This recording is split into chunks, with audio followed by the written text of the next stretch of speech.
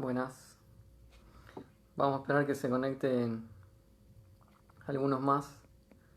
Si quieren, pueden ir diciéndome si se escucha bien, si hay algo, si no se ve bien, bueno, algún aspecto.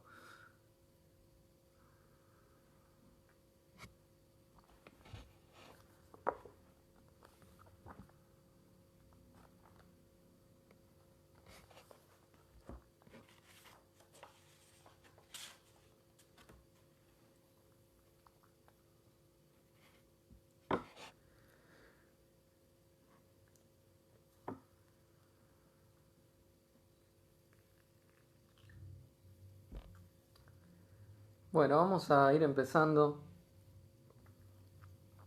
Bienvenidos, bienvenidas. Esta en realidad sería nuestra primera clase de Historia Americana y Argentina 1 del segundo año del profesorado de Historia. Nos agarra en estas condiciones, ¿no? Condiciones que son únicas en la historia, podríamos decir, ¿no? Ha habido otros fenómenos similares a esto que estamos viviendo del coronavirus, pero... eh, hola, Nati. Ha habido otros fenómenos similares, pero esto ha tenido unas repercusiones mundiales, producto de la gran conexión, la globalización, entre comillas.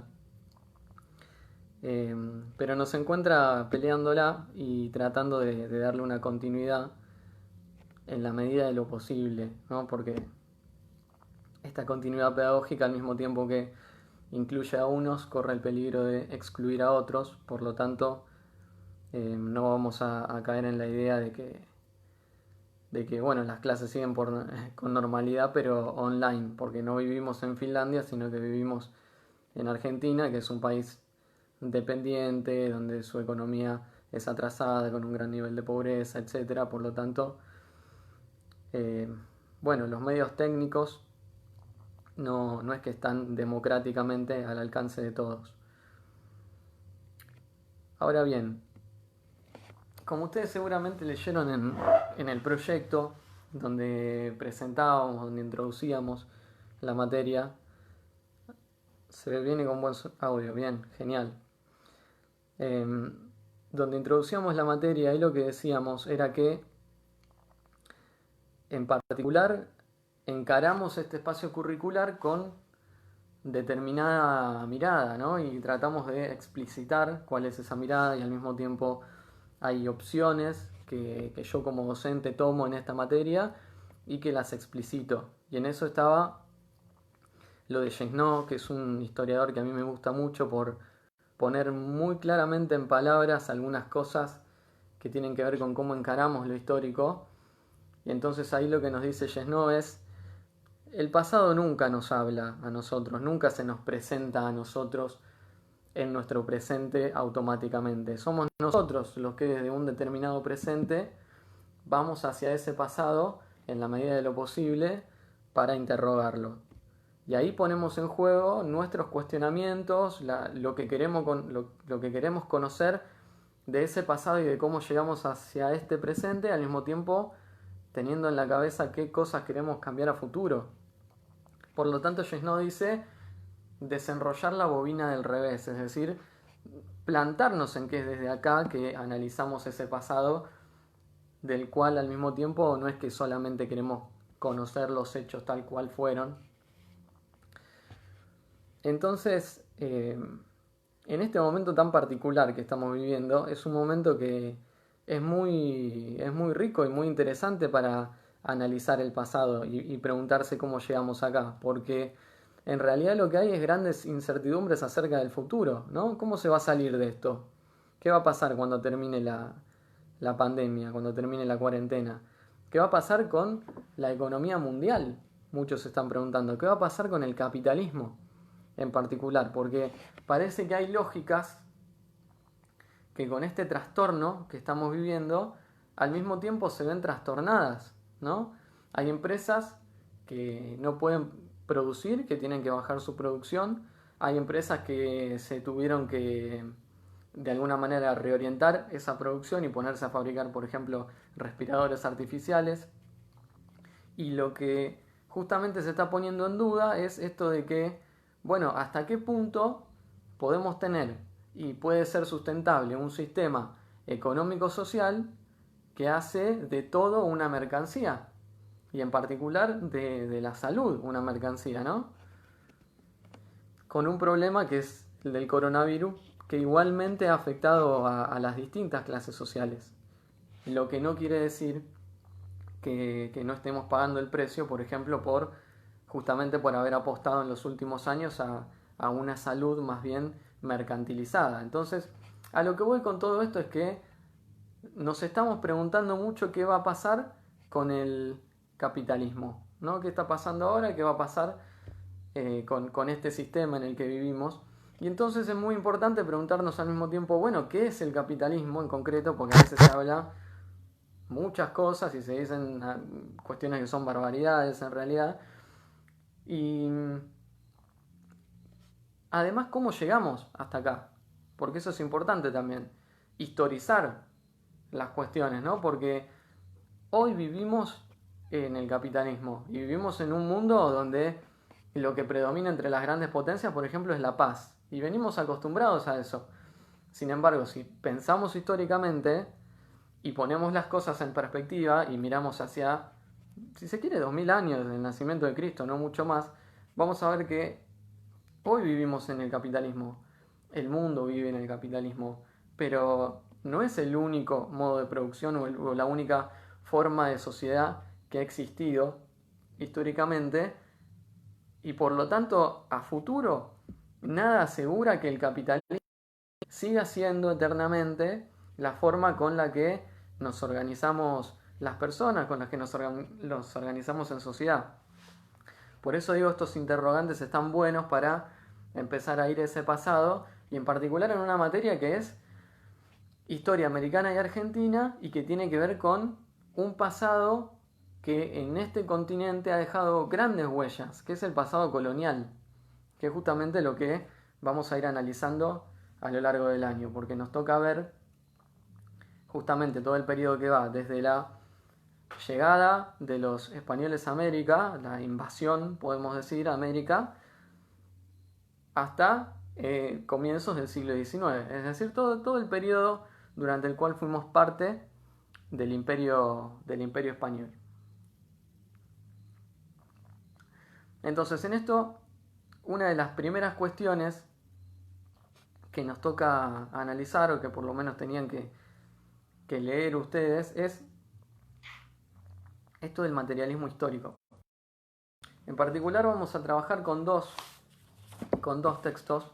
Uno es este, Historia de la Sociedad Humana, bueno, se ve espejado, perdón, Historia de la Sociedad Humana, de Editorial Ágora, del grupo Taller de Historia Popular, que es nada más ni nada menos que una síntesis sobre el marxismo, podríamos decir, o mejor dicho, el materialismo histórico. Es decir, en términos sencillos, el marxismo en tanto guía para la investigación. Por lo tanto, una mirada a la historia de la humanidad desde la perspectiva marxista, hacia la historia y desde nuestro presente, ¿no? Que tiene una particularidad, que es que, por ejemplo, van a ver que tiene dibujitos, ¿no? Yo lo recomiendo mucho. Los que lo quieren conseguir y no lo tengan en cuenta que se googlea Historia de la Sociedad Humana, PDF, y te aparece para descargarlo. Porque justamente está hecho con la intencionalidad de que esto pueda llegar hasta el último. Está muy, muy, muy simplificado. Acá lo último, en la bibliografía, tienen una bibliografía de referencia donde van a ver, bueno, Marx, Lenin, Engels, Mao, Otto Vargas, etc., que son toda la cantidad de libros que se usaron para elaborar esto de manera muy sencilla, muy sintética, muy entendible, para que pueda llegar hasta el último. Cuando digo el último me refiero a que pueda llegar hasta alguien que no haya recibido una escolaridad avanzada o una formación universitaria. En el caso de los estudiantes de profesorado, yo lo paso porque es muy importante que podamos aprender esos conceptos fuertes del marxismo, porque vamos a seguir usándolos en el análisis histórico a lo largo de todo segundo y a lo largo de todo tercero, por lo menos conmigo, y es muy probable que con otros docentes también lo usen. Entonces, otro texto que tenemos es este, por lo menos para esta clase, que es Trincheras en la Historia, de Eduardo Ascuya Meguino. Muy bueno, muy bueno. Si en algún momento pasan por alguna librería y lo ven, no duden en comprarlo, porque vale la pena cada página. Es una selección de artículos, por lo tanto es de esos libros que están buenos también porque podés empezar a leer desde donde vos quieras y no te obliga a esta cosa de empezar, terminar, etc. Porque justamente mete muchos debates historiográficos y que tienen que ver con la defensa del marxismo, justamente. Ahora, sin dar más vueltas y metiéndonos ya en el tema, ¿qué viene a ser esto del marxismo, del materialismo histórico? Por lo menos un panorama muy general para introducir.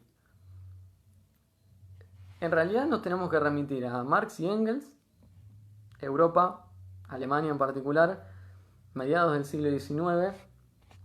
En 1848 sale publicado el Manifiesto Comunista. Obviamente que eso tiene una historia, estamos hablando de una Europa en una época revolucionaria, donde se venía peleando todavía contra el absolutismo, por la república, por las constituciones, por la democracia, por los derechos de los trabajadores. Y en esa Europa es donde surge el primer socialismo, los que van a ser llamados después socialistas utópicos, Saint-Simon, Fourier, el propio Owen, por ejemplo, pero que digamos eran utópicos porque no, si bien criticaban la sociedad capitalista de su momento e imaginaban una sociedad futura donde no hubiera ni explotadores ni explotados, estaba más basado en una cosa de tipo esperar a que cambiara la conciencia de las personas para que ahí cambiara la sociedad. Por lo tanto, utópico en el sentido de que no estaba planteado ni un análisis serio ni un camino serio como para llegar a eso. Lo que cambian estos tipos, que son Marx y Engels, es que justamente agarran lo mejor y lo más avanzado del conocimiento de su momento, que era la economía política inglesa de David Ricardo, la filosofía de Hegel y el socialismo francés, esto que decíamos de Fourier y Saint-Simon. Agarran todo eso para crear algo completamente nuevo, que va a ser el materialismo dialéctico. ¿Qué es el materialismo dialéctico? Es una forma de ver el mundo, de ver la realidad, que está basada en no partir de las ideas, sino en partir del análisis científico, o mejor dicho, en el análisis concreto de la realidad concreta, y dialéctico en el sentido de que entiende que la realidad está en permanente transformación, en permanente cambio, en permanente movimiento, y que ese movimiento tiene su centro en las contradicciones propias, internas de los procesos. Esto es mucho más complejo, no me voy a meter a explicar esto acá. Si quieren una explicación que sea relativamente sencilla, sigo recomendando esto, que es Mao Zedong, 5 tesis filosóficas, en particular los capítulos sobre la práctica y sobre la contradicción. Y si no, también para dialéctica pueden leer el libro de Politzer, Principios Elementales de Filosofía, pero yo recomiendo más Mao porque Politzer en algunos aspectos es medio mecanicista. Entonces, crean una nueva forma de entenderla, analizarla, con nuevos principios, ¿no? Porque en algunas de sus críticas dicen, los filósofos se dedicaron a entender la realidad, ahora es momento de transformarla, es decir, a entenderla para transformarla, dejar de... Vieron que a veces se dice filosofar y se entiende como que uno se pone a hablar de cosas que no sirven para nada. Bueno, justamente la pelea de Marx era porque filosofar no fuera eso, sino que filosofar fuera discutir política en concreto. Entonces, uno de los grandes méritos de Marx y de Engels también, pero principalmente de Marx, es haber desnudado cómo era la sociedad capitalista de su tiempo. Y también, para entender la sociedad capitalista de su tiempo, entender las sociedades que habían precedido al capitalismo. Entonces, él va a decir, así como la anatomía del hombre sirve para entender la anatomía del mono, de alguna manera un ancestro biológico, la anatomía del capitalismo nos tiene que servir para estudiar y conocer la anatomía de las sociedades anteriores. Entonces, queda planteado acá, justamente en el Manifiesto Comunista, que es en realidad un panfleto político que ellos escriben en 1848 para la Liga de los Justos.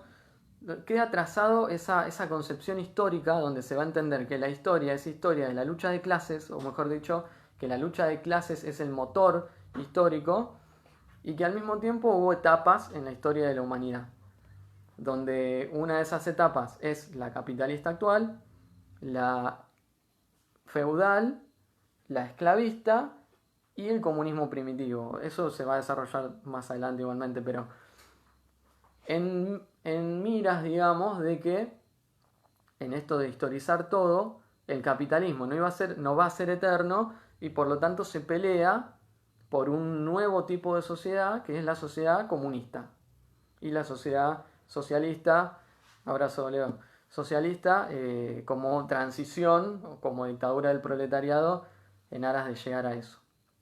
Ahora, ¿por qué hablamos de todo esto? Bueno, porque justamente ese materialismo dialéctico que nació al calor de la lucha política, porque Marx y Engels no eran simplemente dos intelectuales de café, como se dice a veces, sino que en realidad eran militantes políticos y sufrieron el exilio, sufrieron la cárcel, tuvieron que pasar de Prusia a Francia, a Inglaterra, a Francia, a Prusia, bueno, recorrer Europa. En eso fundan la primera Organización Internacional de los Trabajadores, la famosa Primera Internacional. Y por lo tanto no es que eran intelectuales de café, eran revolucionarios políticos que estaban dedicados al análisis de su tiempo, al análisis histórico de su tiempo también y además a la transformación revolucionaria de ese tiempo. Y el alcance de la obra de Marx es tan grande que hasta el día de hoy se sigue usando El Capital de Marx y otras obras como contribución a la crítica de la economía política para tratar de entender un poco cómo es la dinámica del capitalismo. Si no se lo usa generalizadamente es por la connotación de que Marx estudiaba el capitalismo para destruirlo. Y el problema es que justamente en muchas universidades hay muchos docentes que por opciones políticas, lo que no está mal, pero bueno, por opciones políticas no pretenden destruir el capitalismo, sino encontrar modos de emparcharlo. Eso se siguió desarrollando después de Marx y Engels, vino la época de Lenin, fines del siglo XIX, demostrando en concreto muchas de las cosas que decía Lenin porque, bueno, pudo dirigir la Revolución Rusa, ¿no? Y luego de Lenin, Mao, que son los principales marxistas que se desarrollan o que se toman como referencia en Historia de la Sociedad Humana. Mao Zedong, China. En esto, digo, veamos si van a buscar información, tengan en cuenta de dónde la sacan, porque van a encontrar barbaridades como que en China comían empanadas con bebés, que mataban a todos los opositores. Digo, barbaridades, así como se ha escrito tanto de los revolucionarios de la Revolución Francesa como de la Revolución de Mayo, etcétera, etcétera. Del Che Guevara. En fin. Con el tiempo, el materialismo dialéctico que se fue transformando en una herramienta para el análisis histórico. En esto de entender las clases, la lucha de clases, etc. Y además se fue generando, sobre todo después del triunfo de la Revolución Rusa en 1917, una corriente académica muy importante, marxista, que tuvo su foco en Europa, después en la propia Unión Soviética obviamente, y que también tuvo un influjo muy grande en Argentina. Entonces, el materialismo dialéctico existe a veces dentro de la universidad y a veces por fuera de la universidad. Por eso es que no es que todos los textos que nosotros vamos a ver son de historiadores académicos, pero sí algunos historiadores académicos en particular que vamos a ver son marxistas. Entonces, en todo este panorama vamos a ir abordando algunos historiadores, como es el caso de Ascuya Medino, que son marxistas justamente y que usan el método del materialismo, mejor dicho el materialismo histórico como una guía para la investigación histórica. Esa va a ser la corriente principal que va a impregnar la materia a lo largo del año. Y en esto no nos engañemos, porque yo lo que estoy planteando no es una cosa de decir, bueno, como docente para mí tenemos que ver todas las perspectivas porque todas tienen el mismo peso. No. Acá la principal corriente historiográfica va a ser el marxismo. Va a haber otras, pero van a tener un peso secundario. Porque también entiendo que con otros docentes eso no va a ser así. Por lo tanto, por un lado yo pienso que el marxismo es mejor en el sentido de que tiene más potencialidad explicativa y porque se liga mejor con esto de decir conocemos el pasado para entender el presente y transformar hacia el futuro. Y le vamos a dar algún peso, vamos a ver más o menos algunas otras corrientes historiográficas, pero van a ser secundarias, ¿no?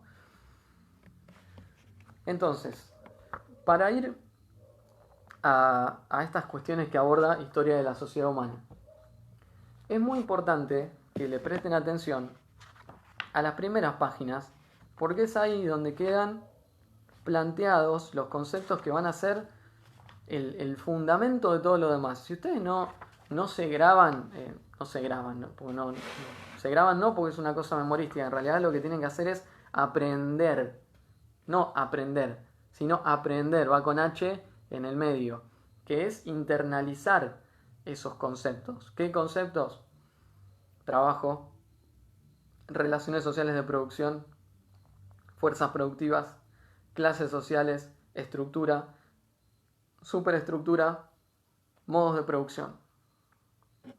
Esos conceptos ustedes tienen que ser capaces de internalizarlos, hacerlos suyos, para tratar luego de entender la realidad histórica a través de esos conceptos, usándolos, ¿no? Entonces ahí vamos encontrando algunas apuestas fuertes del marxismo, porque ya desde el primer momento se nos plantea que cuando el hombre surge como resultado de un proceso biológico pero también social, va a ser un hombre social por naturaleza. Entonces ya ahí tenemos la primera apuesta. Acá se entiende que el hombre no es el lobo del hombre, que el hombre no es un ser individualista que vino a la tierra para pisarle la cabeza a los demás, porque lo único que hay es su individualismo. En esto digo, para mí sirve un montón prestarle algo de atención a alguna gente que en realidad es muy dañina, porque tiene una mirada muy corrosiva, ¿no? Que son todos estos los liberales, o los liberales libertarios, Milei, Nicolás Márquez, Laje, bueno, todos imbuidos con una cosa de un individualismo a ultranza, algunos más de derecha, otros no tanto. Pero acá fundamentalmente lo que se entiende es que el hombre es un ser social y que hay funciones y que hay cuestiones que son propias de su supervivencia que no podría haber resuelto de no haber sido porque en un primer momento vivía en comunidad. Por ejemplo, el lenguaje, ¿sí? No importante solamente para comunicarnos el lenguaje, sino también para poder desarrollar nuestro pensamiento. Muy importante al mismo tiempo, no solamente para pensar, sino para hacer. Entonces, ahí vemos la relación dialéctica entre pensar y hacer.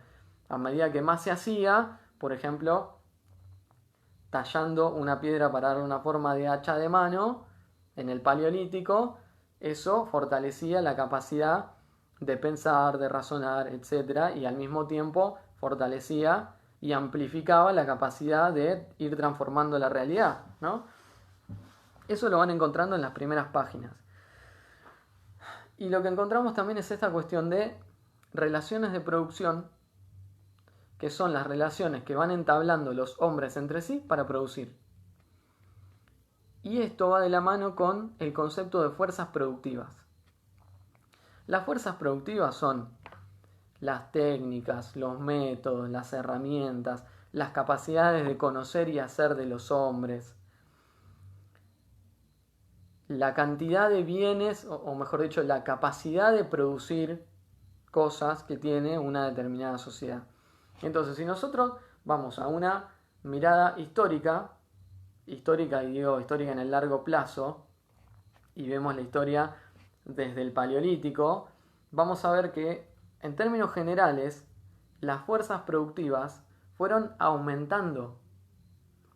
¿Por qué? Porque durante el Paleolítico o durante las sociedades cazadoras recolectoras, el nivel de desarrollo en las fuerzas productivas era muy poquito, se producía muy poco, era solamente para la supervivencia. Eso en el Paleolítico, y sin embargo ahora, en la era desde el marxismo, vamos a decir, del capitalismo imperialista, las fuerzas productivas han avanzado muchísimo, han pegado un salto, pero eso fue a lo largo de distintas etapas. Entonces, ¿qué es lo que ustedes tienen que ubicar? Y que va a ser muy importante en esta cuestión de la concepción histórica del marxismo.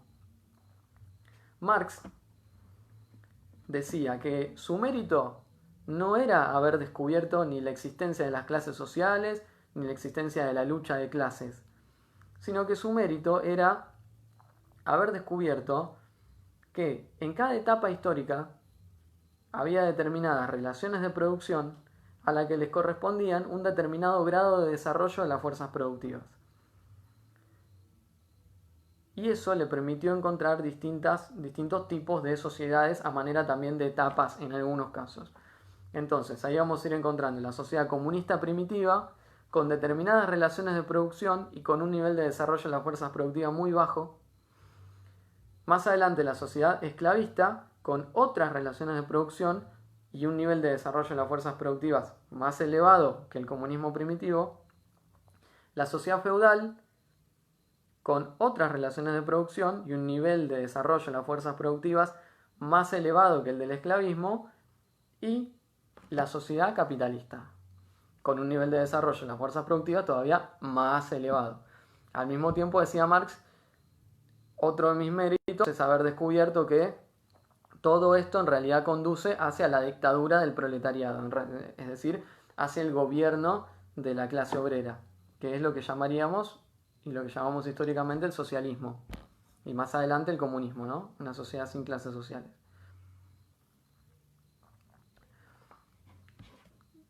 Si no se entiende, no nos desesperemos. Si hay alguna duda en concreto, preguntemos, no hay problema, quizá también me sirva a mí para saber cómo viene la mano. Entonces, relaciones de producción, fuerzas productivas, estructura y superestructura. ¿Qué es lo que también pudieron descubrir, digamos, Marx y Engels? Esto es, yo sé que es muy croto y queda mal. Encima se ha despejado, así que no va a servir mucho. Pero que en cada sociedad tenemos una base o superestructura, una base o estructura, y por encima de ella una superestructura. Como si la sociedad fuera un edificio y lo económico o la base fueran sus cimientos. Y lo que está encima de esa base fuera la superestructura. Entonces, es como que ellos van como, me sale una autopsia, pero en realidad es un análisis vivo de la sociedad, donde en cada sociedad hay una estructura económica que está conformada por las relaciones de producción, por el grado de desarrollo de las fuerzas productivas, y sobre esa base se asienta una superestructura, que es política, ideológica, jurídica, etc. Todo lo estatal está en la superestructura, lo ideológico está en la superestructura, etc. Y esto tiene un significado muy grande, porque van a decir que en última instancia es la base la que determina la superestructura. Y digo en última instancia.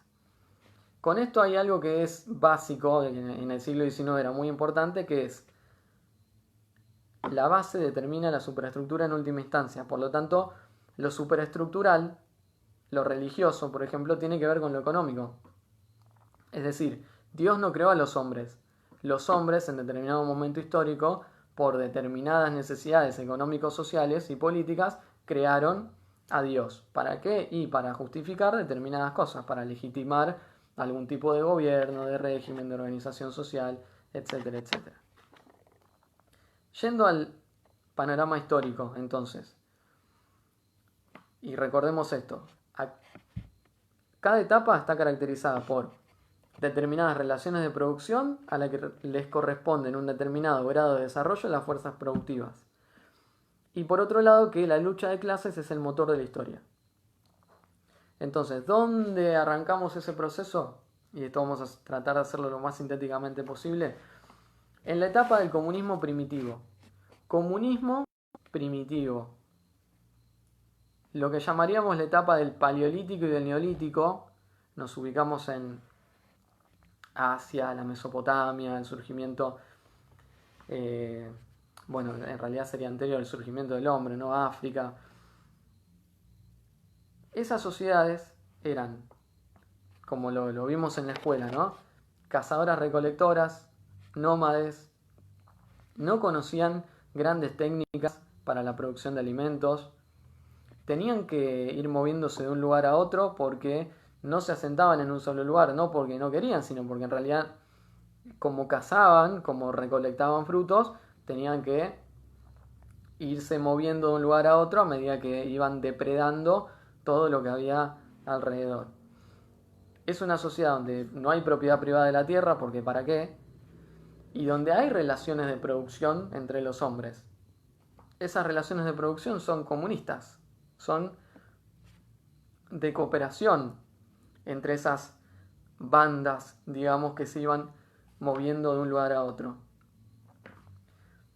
Hay relaciones para producir, ¿no? Pero que tienen que ver con salir a cazar en conjunto, que tienen que ver con salir a recolectar, eh, con cuidar a los hijos. No hay clases sociales, porque no hay nadie que viva a expensa de otro. Y ahí vemos otro concepto, pero lo vamos a definir a medida que avancemos. No hay diferencias de clases sociales, hay una igualdad muy grande, ahí también la cuestión del comunismo. Eso en relación a la estructura. Y en relación a la superestructura, no hay Estado, no hay gobierno. Porque no, podríamos decir que no hay nada que gobernar. Hay formas muy básicas de lo institucional, que tienen que ver con alguna jefatura, que tienen que ver con lo religioso y más que con lo religioso, lo mítico, porque se le tienen que dar explicaciones a determinados fenómenos naturales, no hay ningún grado de desarrollo científico, por lo tanto se recurre a explicaciones no científicas. En esa sociedad comunista primitiva se van desarrollando grandes contradicciones, porque obviamente hay un desarrollo de la producción, va a haber descubrimientos, podríamos decir, uno de los grandes descubrimientos es la agricultura, es decir, poder llegar a comprender que en la tierra, a través de plantar las semillas, pueden crecer esas plantas y además se las pueden ir domesticando para que, bueno, para que los frutos sean más resistentes al frío o al calor o den más granos, etcétera, etcétera. Surge la agricultura, con la agricultura la ganadería y con esto también, ahí sí, la disputa entre unos y otros porque va, a medida que los hombres se asientan en un lugar, va surgiendo esta cuestión de algunos apropiándose de la tierra para hacer trabajar a otros. Entonces ahí vemos todo un cúmulo de contradicciones que se desarrollan en el seno de esa sociedad comunista primitiva, ¿sí? Que no es una foto, es una película porque es algo que se va desarrollando. ¿Cuáles son esas contradicciones?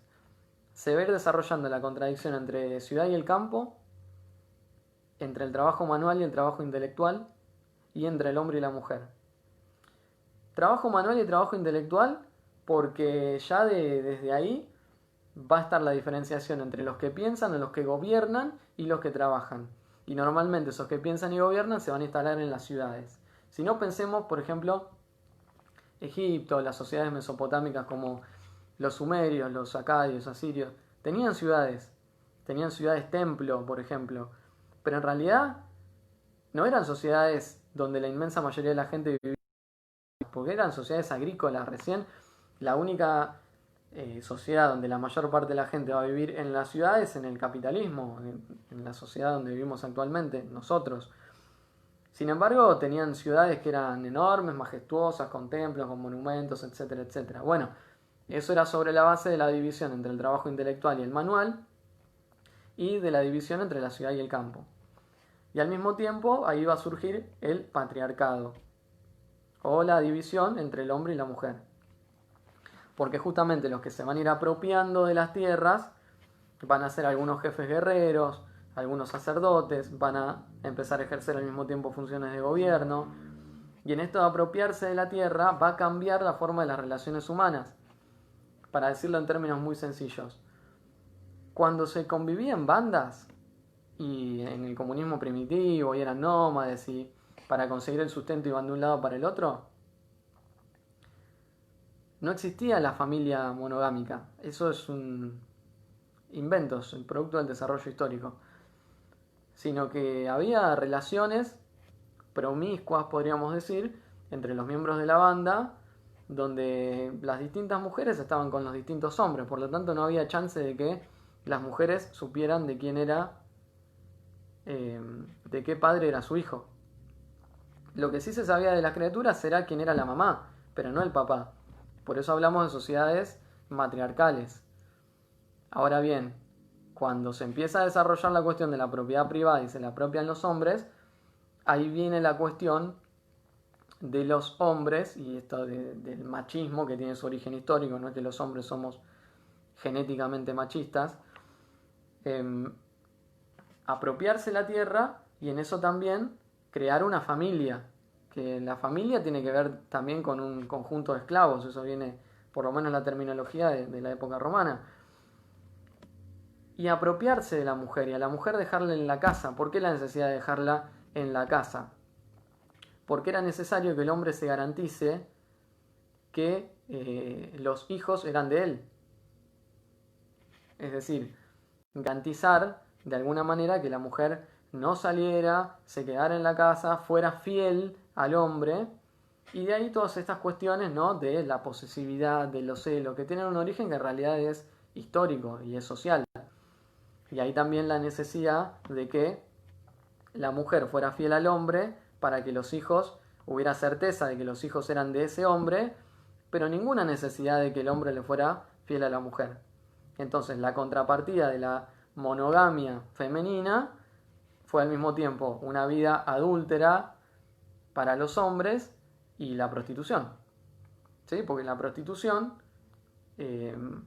no es una forma de trabajo de las mujeres que las dignifica, no. En realidad la prostitución viene inicialmente de las ganas de tener relaciones sexuales con otras mujeres que no fueran la suya, mientras la suya le era fiel. Y eso sigue teniendo repercusiones hasta el día de hoy, porque hasta el día de hoy vemos coletazos de que, o digamos, es mucho más aceptable que un hombre le sea infiel a una mujer, que una mujer le sea infiel a un hombre, es vista como más mala o como peor visto. Yo de ninguna manera estoy diciendo que esto esté bien, ¿no? Porque de hecho me parece que se va a una crítica de todas estas cuestiones, incluido la prostitución. Entonces, es en el seno de esa sociedad comunista primitiva donde van teniendo lugar todos estos cambios y aparece o se desarrolla algo fundamental como es el Estado. Qué casualidad, porque el Estado aparece, o se desarrolla, mejor dicho, cuando se desarrollan las clases sociales, cuando se desarrolla la división de la sociedad entre clases, donde va a haber unos hombres que van a vivir a expensas de otros. Entonces, vamos al concepto. ¿Qué son las clases sociales? Desde el marxismo, son los hombres agrupados y relacionados entre sí, más que nada en relación a qué posición ocupan en torno a los medios de producción. Eso de clase alta, media, baja no existe. Por lo menos para el marxismo no existe. De hecho es algo encubridor, porque vos al decir clase alta no estás explicando nada. Nada más describís. Paolo Roca de clase alta. Bueno, no, pero no, eso no me sirve porque no me sirve para entender. En realidad lo que hay que entender es que Paolo Roca, una de las más grandes fortunas de la Argentina, porque es uno de los principales dueños de uno de los monopolios imperialistas del acero más grandes del mundo, que es el Grupo Techín. Y eso es una relación de esa persona o de esa familia con los medios de producción, grandes fábricas como en este caso la planta Ternium, ¿no? Entonces, empiezan a surgir las clases sociales porque va a haber algunos que se empiezan a apropiar de las tierras y hacen que otros trabajen para ellos, pero al mismo tiempo esto obviamente no fue algo sencillo porque tenía que haber una especie de legitimación para decir por qué yo tengo que trabajar para vos. Estaba la fuerza y la cuestión de obligar a otro, pero también siempre tiene que haber un grado de consenso, podríamos decir. Entonces ahí, en la superestructura, es que se desarrolla el Estado. Para el marxismo, el Estado es el producto de la oposición irreconciliable de las clases sociales. Entonces, el Estado no somos todos. El Estado está superestructuralmente para garantizar el funcionamiento de lo que va por abajo, digamos, de la estructura, de la división entre clases sociales, para garantizar determinadas relaciones de producción. Y superestructuralmente también en ese momento aparece la religión, ¿no? Con distintos dioses legitimando cómo las cosas tenían que ser de esa manera y no de otra. Entonces es en esta sociedad donde van apareciendo nuevas relaciones de producción, porque a partir de las guerras aparece la cuestión de los esclavos, capturar a esos prisioneros de guerra, ponerlos a trabajar y por lo tanto desarrollar sociedades esclavistas. Entonces ya salimos de la sociedad comunista primitiva, con determinado grado de desarrollo de las fuerzas productivas, llegamos a las sociedades esclavistas. Como por ejemplo, la más conocida es el Imperio Romano, ¿no? en Europa, Asia, algunas zonas de África, durante la antigüedad. De relaciones de producción esclavistas, justamente. Cambió en relación al comunismo primitivo. Hay muchas clases sociales, pero en eso las dos principales vendrían a ser los terratenientes esclavistas y los esclavos. Y en esto es importante ubicar que el esclavo es parte del patrimonio del amo.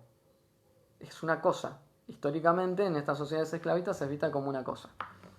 Por lo tanto, el esclavismo permitió un salto en el desarrollo de las fuerzas productivas.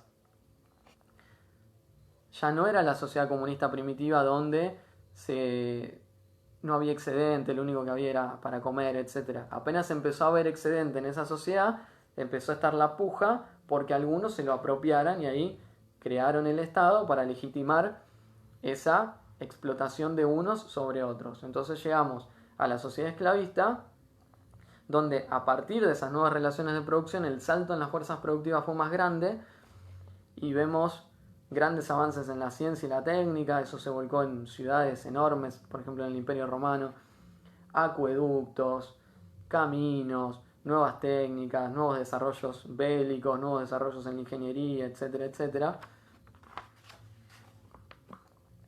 Un estado, digamos, enorme como era el Estado romano, pero al mismo tiempo y como todo, una sociedad con sus contradicciones. Entonces, van a ver a lo largo del desarrollo del texto cómo es en el CEN, digamos, acá aparece una fórmula que es muy conocida de contribución a la crítica de la economía política de Marx, donde él plantea que en las sociedades las relaciones de producción nuevas sirven para que las fuerzas productivas den un salto. Pero en un momento histórico esas relaciones de producción pasan a ser una traba al desarrollo de las fuerzas productivas. Por lo tanto, se abre un periodo de revolución social donde pueden llegar a aparecer nuevas relaciones de producción que liberen a la producción de sus cadenas y que permitan un salto en el desarrollo de las fuerzas productivas. Justamente eso es lo que vemos en el Imperio Romano. El esclavismo ya no servía como una herramienta para un desarrollo mayor de las fuerzas productivas. Se pasó a convertir en una traba. Y eso porque, bueno, en un determinado momento histórico los romanos ya no se van a expandir, van a la Pax Romana, era difícil conseguir esclavos. Entonces, en el propio seno de la sociedad romana empiezan a surgir nuevas relaciones de producción que van a ser las relaciones de producción feudales. Se llega a un momento de debilitamiento extremo del Imperio Romano de Occidente y esto permite que los bárbaros, porque no hablaban latín, los germanos, invadieran el Imperio Romano y ahí construyeran nuevas sociedades que van a ser los estados romanos germánicos, que van a ser sociedades feudales. Y ahí llegamos a otra etapa, que es la del feudalismo. Problemático, porque después nos vamos a meter un poquito en esto. En el feudalismo, las relaciones de producción son distintas a las del esclavismo, porque ya no estamos hablando de alguien que trabaja en la tierra para otro como parte de su propiedad, sino que llegamos a la etapa donde la imagen clásica es la del señorío, ¿no? Con el castillo, los campesinos trabajando, etc. Cuidado, porque eso es la imagen clásica, pero no es la única. ¿Y qué es lo principal ahí? ¿Qué pasa a ser lo principal en las sociedades feudales? Lo que vamos a llamar la coacción extraeconómica. Es decir, va a haber campesinos que trabajaban en la tierra del señor, o del terrateniente, podemos decir, pero que ya no eran esclavos, pero que tampoco eran libres. En las sociedades europeas van a tomar una forma propiamente europea que va a ser la servidumbre. No eran esclavos ni libres. Trabajaban en una tierra que habían trabajado sus ancestros durante años. Cuando eran siervos no se podían ir de esa tierra, pero de ahí sacaban lo que necesitaban para vivir. Eso es una gran diferencia. ¿Por qué? Porque el esclavo sabe que por más que trabaje todo el día, a él no le va a quedar nada. Y que en todo caso lo que coma va a depender de la gracia del amo. Hay algunas películas que son muy buenas para ilustrar las relaciones esclavistas, si bien no en Roma, ya en la época del capitalismo, en Estados Unidos. Por ejemplo, 12 años de esclavitud, Django sin cadenas, o Django sin cadenas. Para ilustrar esto son muy buenas, porque el esclavo tiene una vida útil y no quiere estar ahí y trata de irse todo el tiempo. Por lo tanto, en el feudalismo se pasa a un tipo de sociedad donde, al quedarle a los campesinos una parte importante de lo que producen, o mejor dicho, al subsistir los campesinos a partir de lo que producen, ahí cambia porque hay más voluntad de producir, justamente. Y en todo caso va a estar la puja entre el señor y el campesino porque le entregue una parte de esa producción, que puede ser una parte de lo que produjo, algunos conejos, algunas bolsas de trigo, algunas gallinas, huevos, o bien que venda una parte de eso y le pague en moneda, lo que va a ser una renta en moneda, o bien que vaya a trabajar a la tierra del señor, que va a ser la renta en trabajo. Todo esto tiene que ser a través de la violencia, a través de lo que vamos a llamar la coacción extraeconómica. ¿Por qué extraeconómica?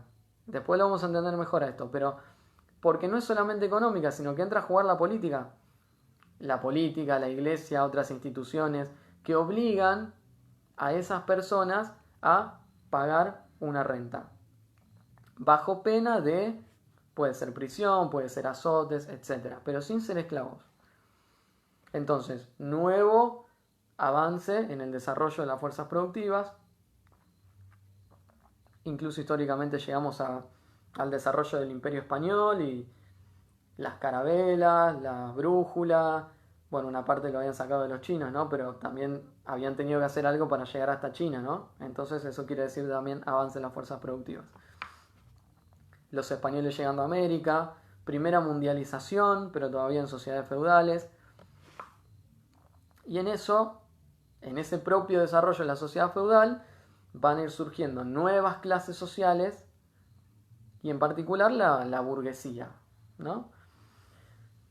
La burguesía que va a surgir en la ciudad, pero también en el campo, y a veces fundamentalmente en el campo, con campesinos que se van a enriquecer y que van a empezar a tener tierra, a comprar la tierra de sus vecinos medio arruinados, o quizás arrendar alguna tierra de algunos señores, y que lo fundamental que van a empezar a hacer es a hacer trabajar esas tierras no con siervos o no con campesinos que estaban obligados para trabajar para ellos, sino pagando un salario. Y eso va a dar lugar a una clase social que empieza a enriquecerse en el campo y en la ciudad y que da lugar a una forma de ver el mundo distinta, burguesa, que pone el eje, por ejemplo, en el individuo y en el avance de la ciencia. Pensemos que en la sociedad feudal, en lo superestructural, tenemos, por lo menos en Europa occidental, un gran peso de la iglesia diciendo Dios hizo al mundo y en el mundo creó tres clases de hombres: los que rezan por los demás, los que trabajan por los demás, que son los campesinos, y los que luchan por los demás. Básicamente estaba diciendo, vos sos campesino porque Dios quiso que vos fueras campesino. Superestructura legitimando la estructura. Al mismo tiempo, trabando las fuerzas productivas, porque pensemos que había desarrollos científicos y técnicos que, como contradecían lo que planteaba la Biblia, que decía que, por ejemplo, en determinados momentos o la Tierra era plana o era el centro del universo, y como había cosas que se oponían a eso, los mandaban a la hoguera, los mataban a los científicos, digamos, toda una cosa de barbarie. Por lo tanto, en ese clima surge la burguesía, y la burguesía, en una época donde las relaciones de producción feudales se convirtieron en trabas al nuevo desarrollo de las fuerzas productivas, encabezó revoluciones burguesas, violentas. En Inglaterra en 1640, en Francia en 1789, después todo a lo largo del siglo XIX en Europa, también en Estados Unidos, etc. Y entramos en la etapa del capitalismo, donde se destruye revolucionariamente, en algunos casos, las trabas feudales y se entra en un nuevo tipo de sociedad, que es la nuestra. ¿Qué es lo que distingue a nuestra sociedad? ¿Qué tipo de relaciones de producción? Que la coacción para que vayamos a trabajar es económica. Nada más. Por ejemplo, cuando les planteé la actividad en esto de Ascuya Medino, y en una actividad les decía que más o menos distinguieran lo de la coacción económica, la extraeconómica, acá noté algo de Juan que me parece que es acertado, donde dice: lo único que poseemos es nuestra fuerza productiva, en realidad ahí tendría que ser fuerza de trabajo, y necesitamos algo que el empleador posee, que es dinero, para poder desarrollar nuestra vida dentro del sistema capitalista de ultraconsumo al que estamos expuestos. Sí, y me parece que está bien, pero cuidado, porque creo que hay que complejizarlo un poquito más. Yo, por ejemplo, el otro día estaba teniendo una charla con algunas compañeras de la corriente clasista y combativa, y me estaban contando cómo se está viviendo esta situación de la pandemia en las zonas más golpeadas, más golpeadas por la Argentina en que vivimos, en particular aquí en San Nicolás. Y la principal preocupación no era la posibilidad de contagiarse. La principal preocupación de muchos es que no se puede ir a changuear. Es decir, no se puede ir a trabajar. Entonces, había testimonio de gente que decía: yo quizá me metan preso, pero prefiero que me metan preso, porque si no, la otra es quedarme en casa sin tener nada para poner arriba de la mesa. Porque ha habido ayudas del gobierno, pero en algunos casos han sido insuficientes, ¿no? Entonces, ¿ahí qué es lo que vemos? Que pasó algo históricamente que llevó a que nosotros, los trabajadores, no tengamos nada más que ofrecer que nuestra fuerza de trabajo. Ese algo que pasó es la famosa acumulación originaria del capital. Es un proceso histórico tuvo lugar en Europa de una manera, en América de otra, pero un proceso histórico por el cual los trabajadores fuimos separados de los medios de producción. En todas las sociedades anteriores al capitalismo, los trabajadores, por ejemplo, campesinos, tenían acceso a la tierra. A veces quizás no era propiedad de ella, pero estaban en posesión de esa tierra desde hacía años y por lo tanto tenían cómo subsistir. Vamos a poner un ejemplo concreto. En América, por ejemplo. Si bien en América, para hacer un proceso general, ¿no? En la zona donde se desarrolló el Imperio Incaico, se estaba disgregando aceleradamente la sociedad comunista primitiva y se estaba desarrollando una sociedad esclavista, con Estado, clases sociales, etc. Pero no es que todos los campesinos eran esclavos. Los españoles vienen y cortan ese proceso históricamente e imponen a través de la conquista las relaciones que ellos traían consigo mismas entre su sociedad, que eran las relaciones feudales. Entonces, ¿cómo se dio el feudalismo ahí? Por ejemplo, a través de la mita, en las minas de plata, ¿no? Los indios vivían en comunidades, vivían en el ayllu. El ayllu puede ser equiparable a la aldea europea, pero ellos tenían sus tierras. No se las sacan los españoles a las tierras. En realidad lo que pasa es que matan a un montón, cometen un genocidio, por lo tanto muchas tierras quedaron vacías y eso aprovecharon los españoles. Pero los indios, los pueblos de indios, aymaras por ejemplo, quedan en posesión de la tierra. Y ahí producían maíz, podían producir en otros casos llama, bueno, todo lo que se produce en la zona andina.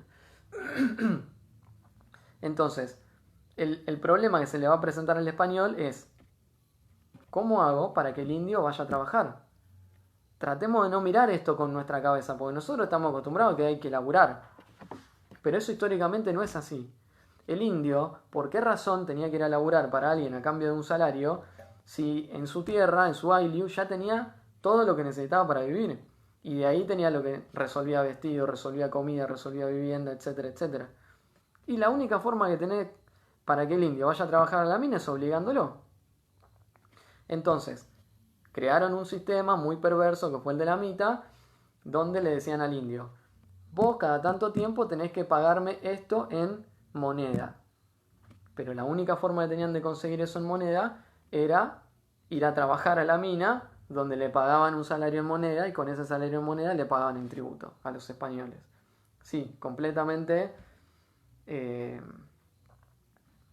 me sale la palabra perverso, quizá no es la mejor, pero son cosas que indignan un poco. Pero eso es la coacción extraeconómica. ¿Sí? Se entra a jugar con la política, con las leyes, con los castigos, ¿no? Para obligar al otro a trabajar. Y ese otro no es un esclavo, sino que es alguien que está en posesión de los medios de producción y que, como está en posesión de los medios de producción, tiene que ir a trabajar obligado. Pensemos otro caso más cercano. ¿Qué pasaba con una parte de los gauchos en Argentina? En una época donde, la época de Martín Fierro, donde si te atrevías podías tener la opción de irte a la zona de frontera, de irte a vivir con los indios, en el camino quizá matar una vaca, ¿no? Tener algo de carne, algo de cuero para vender.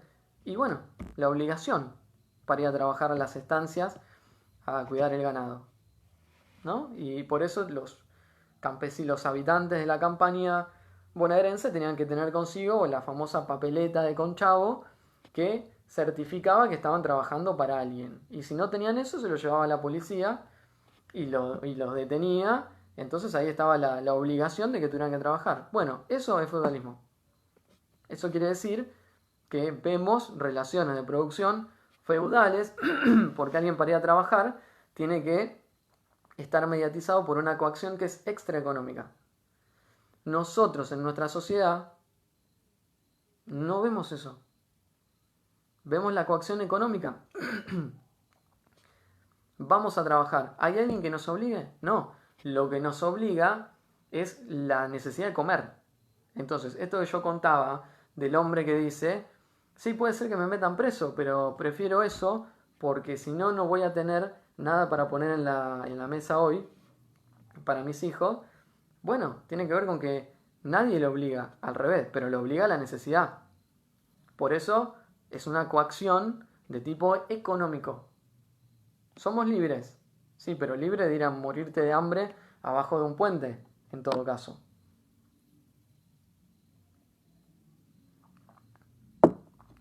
¿Y por qué? ¿Qué pasó en el medio? Bueno, en el medio tuvo lugar la acumulación originaria del capital, que es la separación de los trabajadores respecto de los medios de producción. Entonces eso permite que los trabajadores queden separados de esos medios de producción y tengan que entregar lo único que tienen, que es su fuerza de trabajo, a cambio de un salario. ¿Para qué? Para comprar lo que necesita para vivir. Entonces ahí vemos esta división de la sociedad en dos clases sociales básicas, pero ojo, esto es muy, muy abstracto, muy simple porque en los hechos no es solamente así, pero vemos la nueva contradicción entre burguesía y proletariado, los empresarios, los burgueses y el proletariado, que es la clase trabajadora, que se convierte en una contradicción a nivel mundial porque a medida que avance el siglo XIX el capitalismo va a pasar a ser dominante en las distintas sociedades, ¿no? Entonces ahí vemos nuevas relaciones de producción que se generalizan, que consisten en esto de ir a trabajar a cambio de un salario. Y en el medio, un secreto, la plusvalía. En el esclavismo hay explotación, en el feudalismo hay explotación, en el capitalismo hay explotación.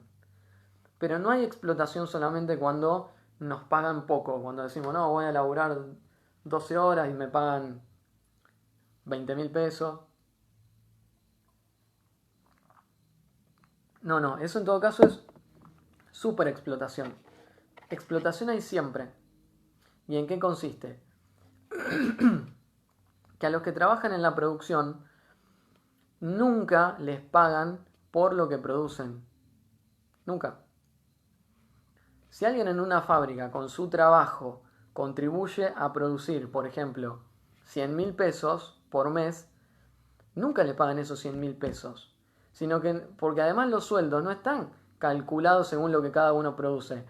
La medida para calcular los sueldos tiene que ver con la canasta básica, con cuánto necesitamos para vivir por mes. Y eso no tiene nada que ver con lo que vos producís por mes. Por lo tanto, la diferencia entre lo que vos producís y lo que vos recibís como salario a cambio de la fuerza de trabajo que entregás, esa diferencia se le embolsa al capitalista a manera de plusvalía, plusvalor. Y para embolsarse esa plusvalía, que pasa a ser parte de su ganancia, no necesitó ningún tipo de coacción extraeconómica, solamente la coacción que ha generado esta cuestión de que como no tenemos nada y tenemos que trabajar, entonces vamos voluntariosamente, al revés, pedimos trabajo, ¿sí? Algo básico como trabajo. En el capitalismo, estas nuevas relaciones de producción permitieron un salto enorme de las fuerzas productivas, enorme como nunca antes, y que se desarrolle los ferrocarriles, la producción a vapor, que se desarrolle el telégrafo, que se une el mundo, que las comunicaciones fueran mucho más rápidas y mucho más baratas, que el capitalismo llegara a todo el mundo al mismo tiempo, que se desarrollara un mundo con ganadores y perdedores, ¿no? Con, sí, exacto, el mercado laboral, lo que sería el ejército industrial de reserva. Entonces, un salto enorme en el desarrollo de las fuerzas productivas, pero al mismo tiempo mostró otra cosa el capitalismo, que como todo modo de producción lleva a crisis. En este caso son crisis nuevas. ¿Por qué? Porque, por ejemplo, en las sociedades feudales o las esclavistas, que eran sociedades principalmente agrícolas y donde la agricultura dependía mucho del clima y del rendimiento de la tierra, etc., había crisis de escasez. ¿Qué quiere decir? Y que en determinado momento la población sobrepasaba la capacidad de alimentarse, o que la capacidad de producir bajaba y por lo tanto no alcanzaba para alimentar a toda la población, y por lo tanto había muertos de hambre, de peste, de hambre y de peste. Ahora es algo nuevo, porque las crisis son de sobreproducción relativa. Es decir, sobre la base de que hay competencia entre los capitalistas, sobre la base de que hay una contradicción nueva, que es entre una producción que va siendo cada vez más social y una apropiación que va siendo cada vez más privada, y de que para superar al otro en la competencia se desarrollan todo el tiempo nuevas tecnologías, maquinarias, se trata de que trabajen la menor cantidad de trabajadores posible, por lo tanto menos salarios para consumir, etc., se produce más de lo que el mercado puede absorber. Por lo tanto se llega a periodos de crisis que son de sobreproducción, pero al mismo tiempo relativa, porque no hemos visto nunca un periodo de la historia de la humanidad donde toda la humanidad comiera, ¿no? Entonces no es que a la humanidad le sobra, sobra de un lado, pero del otro lado sigue faltando un montón. Por eso planteamos crisis de sobreproducción relativa. Hubo grandes crisis, una de las primeras fue 1830, una muy grande en la década de 1870, una enorme fue la de 1930, y ahora quizá estemos asistiendo a otra de distinto tipo, ¿no? Precipitada por esta nueva situación que estamos viviendo. Eso sería más o menos lo básico. Después yo lo otro lo dejo para ustedes. Es muy importante que le den bola a lo que sigue, porque en realidad el capitalismo, como lo estudió Marx, fue en una etapa. Después de Marx vino Lenin, y lo que Lenin descubrió a fines del siglo XIX, principios del siglo XX, era que el capitalismo había entrado en una nueva etapa, que es la etapa del imperialismo y de las revoluciones obreras, que vendría a ser la etapa histórica en la que estamos viviendo actualmente, donde vemos tres grandes contradicciones en el mundo. Una contradicción que tiene que ver con el mundo capitalista, que es entre los obreros y la burguesía. Otra contradicción es entre los países imperialistas y los países oprimidos por los imperialismos, y ahí ubicaríamos a la Argentina como país dependiente. Esto es muy importante porque vamos a encontrar en esto que decía de los ganadores y los perdedores, países que son imperialistas y que tienen determinadas características. Tienen grandes monopolios. Un monopolio, por ejemplo, acá en San Nicolás es Techin, ¿no? la empresa Ternium del acero.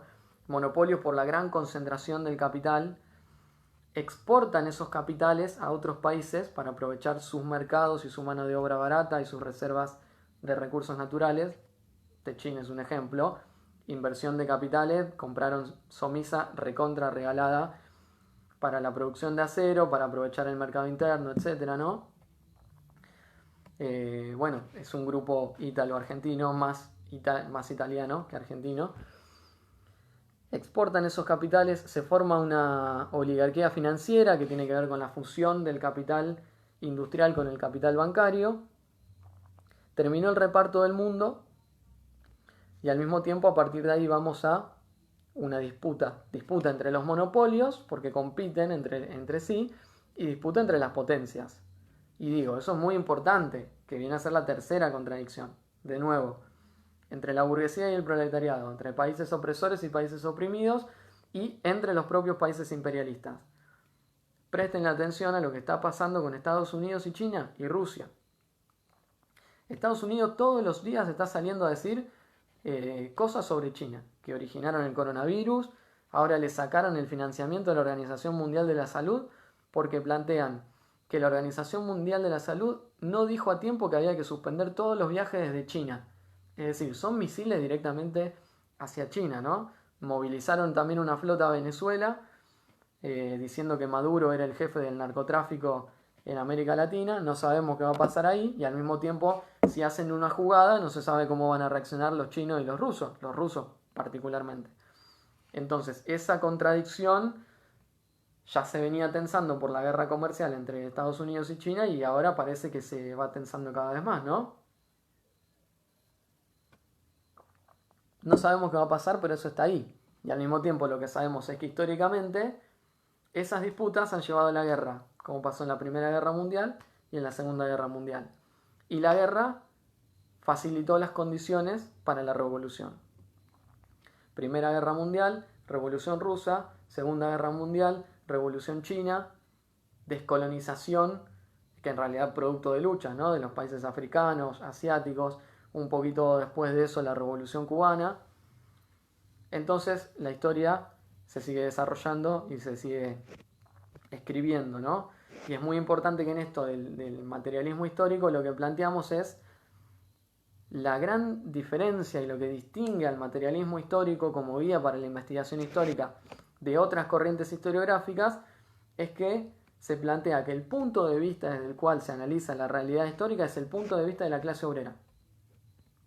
Es decir, usar el punto de vista como trampolín para permitirnos conocer todavía más la realidad, porque es el punto de vista de una clase social que no tiene nada que perder y que por lo tanto no tiene nada que ocultar. Distinto de otros puntos de vista ocultadores, ¿no? Porque nuestra historiografía nació con Bartolomé Mitre, que justamente era miembro de una oligarquía terrateniente, una familia que al día de hoy son los dueños del diario La Nación, por ejemplo. Entonces, bueno, tenemos bastante para hablar en relación a puntos de vista, ¿no? Sobre el presente y sobre el pasado. En esto me quiero detener 10 minutos nada más, si bien en realidad requeriría mucho más, pero para ver la actividad que estaba planteada sobre el feudalismo, ¿no? Donde tenían que leer el articulito de Ascuya Meguino. Muy difícil para ustedes, sí, pero no se preocupen. La idea es que cuando termine el año lo vuelvan a releer y bueno, den un paso más en entenderlo, pero al mismo tiempo es muy necesario. Porque es un artículo que justamente se mete en todos los debates que tienen que ver con el concepto de feudalismo. Entonces, yo ahí les pasé para contraponer un manual que ahora lo busco.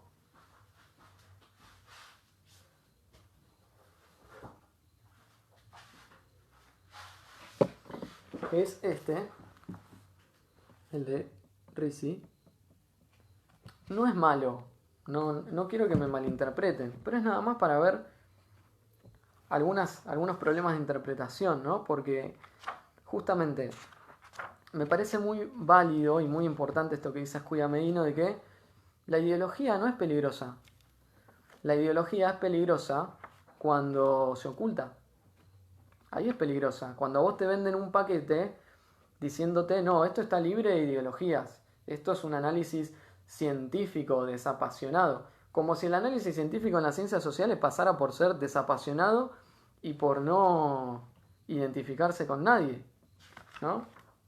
En realidad hay ideología en todos lados y justamente el mérito de Ascuya Meguino es que lo primero que hace es decirte, yo estoy hablando desde acá.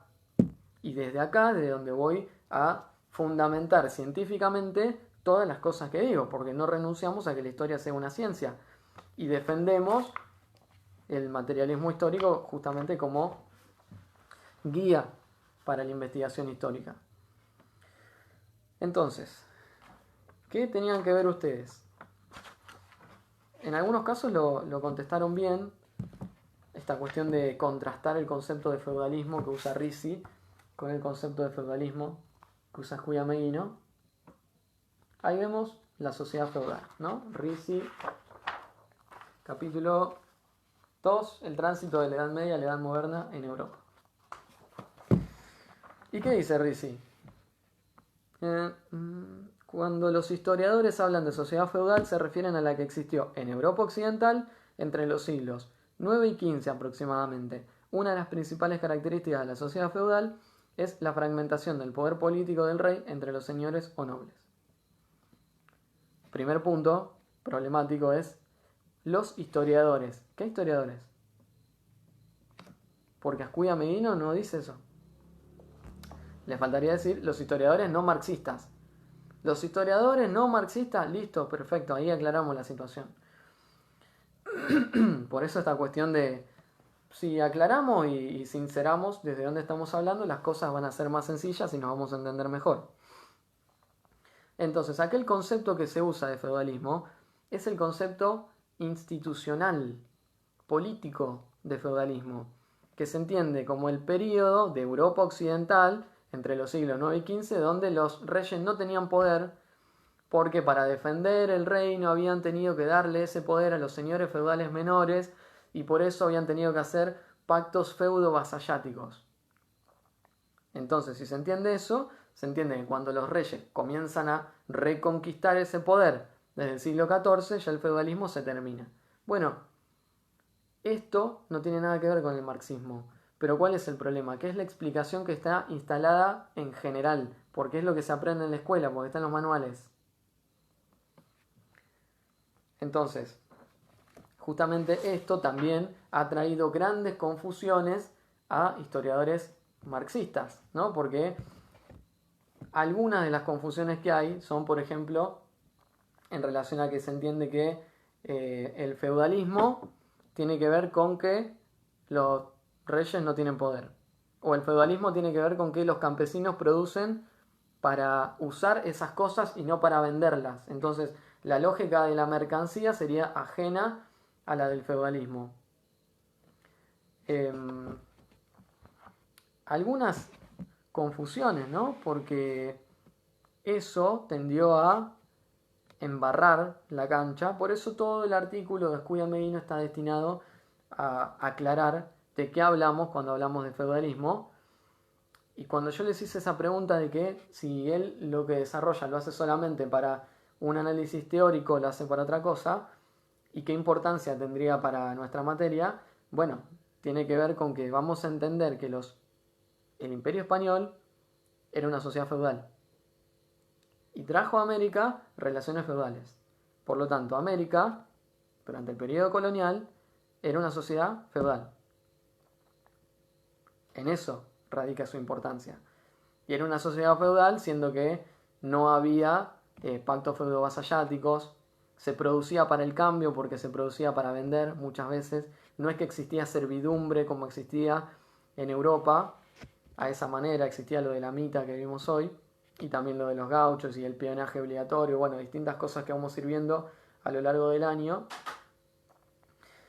Y una cuestión es esto de que hay una confusión también porque muchos definen mal el capitalismo. Yo les había hecho una pregunta que era problematizadora, que partía de cosas que han pasado en los últimos años, ¿no? Pero algunas de las cosas que van a quedar es, por ejemplo, Milei, este economista que es liberal, libertario, etc., diciéndole a Macri que era socialista porque el Estado de alguna manera intervenía en algunas cuestiones en la economía, ¿no? Por ejemplo, se siguieron dando planes sociales. Bueno, eso no entender el capitalismo. Porque el capitalismo tiene que ver con la generalización de la plusvalía, con que las relaciones de producción son salariales y que la explotación es a través de la plusvalía. Después hay distintos tipos de capitalismo, si se quiere. Hay un capitalismo dependiente como el de Argentina, imperialista como el de Estados Unidos, y hay distintas formas de gestionarlo. Alberto Fernández lo gestiona de una manera, Macri lo gestionaba de otra manera y Perón lo gestionaba de otra manera.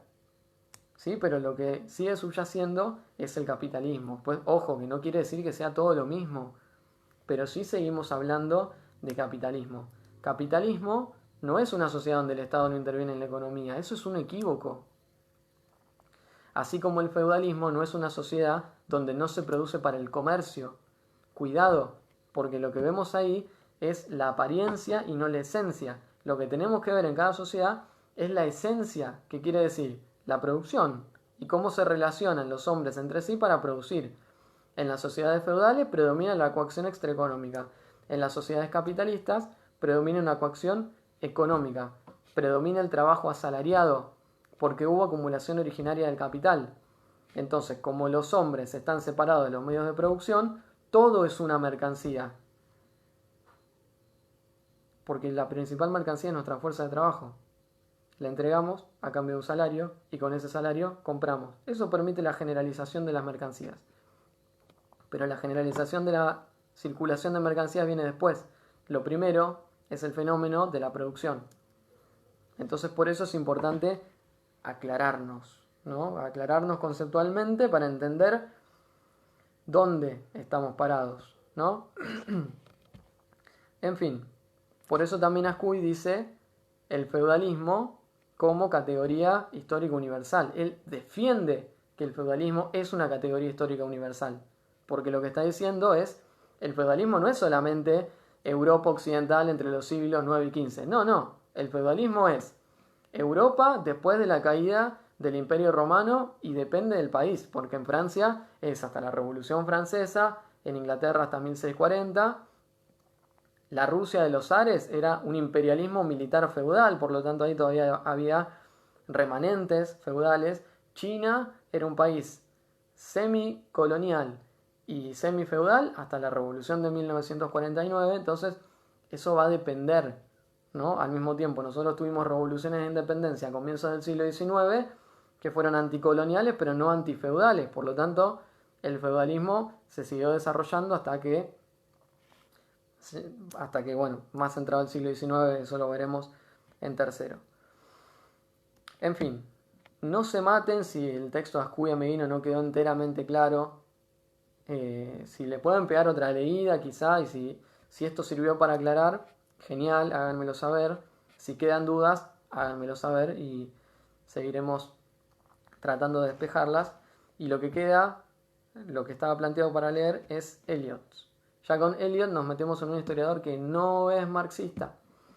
Y después les voy a dar bien el eje desde donde poder leer a este autor. Bueno, se extendió bastante más de lo que yo tenía pensado, pero eran varios temas. En todo caso, si ha quedado alguna laguna, volveremos, porque esto se va a extender, esta cuestión de cuarentena, contacto virtual, etc. Así que, en fin, gracias a los que se quedaron todo este tiempo bancando. Les mando un abrazo. Entonces, nos estamos leyendo y escuchando y viendo. Nos vemos.